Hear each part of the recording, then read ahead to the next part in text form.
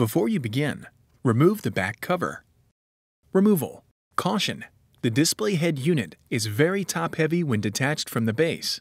To prevent damage, ensure that it is properly supported during the removal procedure. There are two display panel cables.